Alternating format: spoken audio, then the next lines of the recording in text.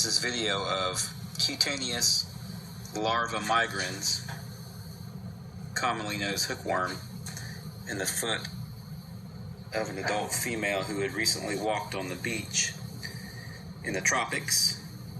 This is about 3 weeks old. She went to the doctor today. He provided a topical treatment and also an oral treatment. You can see where it has entered and moved through her skin and also left some areas down here that are going to get crusty if left untreated.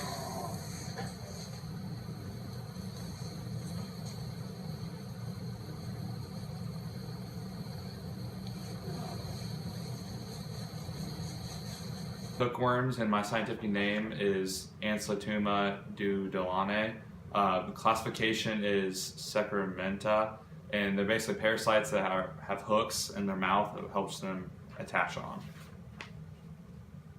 What are some symptoms used? Some symptoms that happens are itchiness, small rashes in areas where the larva comes into your skin, diarrhea, cramps in your stomach, abdominal pain, fever, being very nauseous, and a loss of an appetite.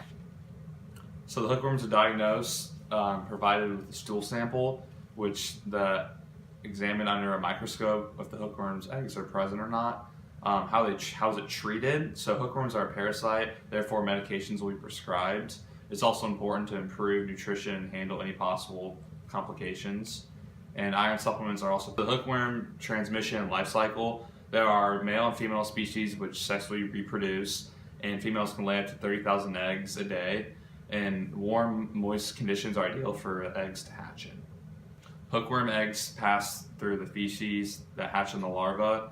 Larva remains with soil water under contact until humans or animals, and once the larva contact is made with human or animal skin, the following takes places. So one, it penetrates the skin and travels through the bloodstream, then it enters the lungs, and then enters the small intestine, which coughed out the lung and swallowed, and then it passes through the intestine.